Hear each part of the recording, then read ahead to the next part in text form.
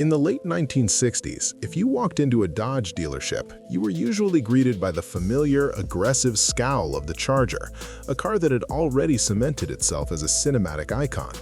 But by mid-1969, something shifted in the shadows of the Detroit assembly lines. There was a project brewing that felt less like automotive design and more like a fever dream born from a secret aerospace lab. It was a car that broke every rule of aesthetic grace to chase a single obsession-driven goal, 200 miles per hour. This wasn't a car built for the street, even though they had to sell it there. This was a car Dodge was almost afraid to put in the spotlight because it challenged the very idea of what a cool American car was supposed to look like. To understand the Daytona, we first have to talk about the humiliation of 1968. Dodge had a masterpiece on their hands with the second-generation Charger. It had the Coke bottle curves that we still drool over today, but on the high-banked ovals of NASCAR, those beautiful lines were a death sentence. That recessed grille, tucked back between the headlights, acted like a giant air scoop, creating massive drag. Worse yet, the sloping rear window was so deep that it created a vacuum, literally lifting the rear tires off the pavement at 180 miles per hour. Drivers like Charlie Glotzback described it as trying to drive a boat in a hurricane. Dodge tried a quick fix with the Charger 500, flush-mounting the grille and the rear glass, but Ford's new Talladega was still eating their lunch. The corporate offices in Highland Park were in a panic. They didn't just need a faster car, they needed a miracle. And that's when things went truly off the rails. Dodge realized that their traditional designers, the guys who cared about chrome and upholstery, couldn't solve this. So they turned to the rocket scientists, literally. They brought in Robert Hope and a team from Chrysler's Missile Electronics division. These were men who spent their days thinking about how nose cones behaved while re-entering the atmosphere, not how a car looked at a stoplight. They didn't care about style, they cared about the coefficient of drag. When they were done, they had created a monster that looked like it had been salvaged from a sci-fi movie set. The most jarring feature was the nose. They bolted on an 18-inch pointed steel extension that completely covered the front end. It looked like a shark's snout, but its purpose was to slice the air and pin the front wheels to the asphalt. Then there were the scoops on the front fenders. Most people today still think those were for cooling the brakes or the engine, but here's where it gets crazy. They were actually there to vent the high-pressure air that built up inside the wheel wells. Without those vents, the air pressure would literally try to pop the fenders off and lift the car's nose at high speeds. It was pure physics disguised as a styling choice. But the most controversial part, the part that made Dodge executives wince, was that massive 23-inch tall stabilizer wing. It stood so high that it looked ridiculous. You've probably heard the old legend that it was built that high so the trunk could open. While that was a convenient side effect for the street-legal cars, the truth is far clinical. The wing had to be that tall to reach clean air. Any lower and the turbulent air coming off the roofline would have rendered the wing useless. It needed to sit in the undisturbed stream of wind to provide the hundreds of pounds of downforce required to keep a 3,500-pound car from flying. Now, under the hood, the Daytona was just as unapologetic as its exterior. To race this beast, Dodge had to fulfill NASCAR's homologation rules, which meant they had to build at least 500 units for the general public. Most of these street warriors came equipped with the 440 Magnum V8.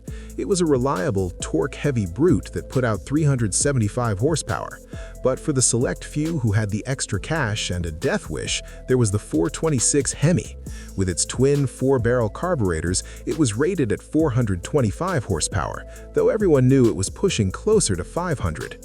It featured a heavy-duty suspension, massive drum brakes because discs were still a luxury, and a cooling system that struggled to keep up with the restricted airflow of that pointed nose.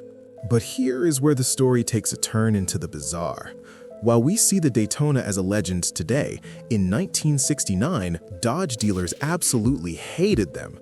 Imagine being a car salesman in a small town. You're used to selling Polaras and darts. Suddenly, this 19-foot-long spaceship arrives on your lot. It doesn't fit in most garages. The nose cone is made of heavy steel, making it prone to sagging. It's impossible to park without hitting a curb. And that wing? It was the butt of every joke in the neighborhood. Some dealers were so desperate to get rid of them that they actually took the nose cones and wings off, replaced them with standard Charger parts, and sold them as regular RTs just to move the metal.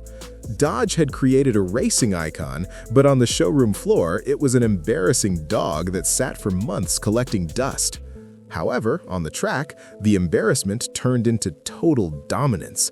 In September 1969, at the newly opened Talladega Superspeedway, the Daytona did something no one thought possible. Buddy Baker took the number 88 Daytona and clocked a lap at 200.447 miles per hour. It was the first time in history a car had officially broken the 200-mile-per-hour barrier on a closed course. The Ford teams were stunned. The winged warrior wasn't just fast, it was untouchable. It went on to win 6 races that season and the next, but its real victory was psychological. It proved that the era of the stock car was over. This was the era of the supercar. So, why did the king of the track die by 1971? It was a perfect storm of politics and fear. NASCAR's Bill France realized 200 miles per hour was simply too dangerous for the era's tires and tracks. He effectively banned Aero cars by limiting them to tiny 305 cubic inch engines. Combined with skyrocketing insurance premiums and the looming gas crisis, Detroit's most advanced machine was put out to pasture. For 20 years, the Daytona remained a forgotten relic. In the 70s, they were just $3,000 daily drivers with rusted noses and wings damaged by low-hanging trees. It wasn't until the 1990s that the market realized these cars were the ultimate middle finger to the status quo. Today, a Hemi Daytona is a $1 million holy grail, prized for being a masterpiece that prioritized the stopwatch over the sales brochure. But here's the kicker. That iconic wing actually slowed the car down. It created massive aerodynamic drag, meaning the car was technically faster in a straight line without it. However, at 200 miles per hour, the wing was the only thing keeping the rear wheels pinned to the pavement. It wasn't a speed modification, it was a 23-inch insurance policy to keep drivers from meeting their maker. The 1969 Daytona was a beautiful anomaly, built by rocket scientists and feared by the competition.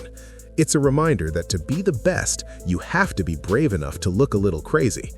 If you had $5 grand in 1969, would you have seen the genius in that wing or walked past it for a standard Charger? Let's talk shop in the comments. And if you love these high-speed secrets, hit that subscribe button. We're just getting started.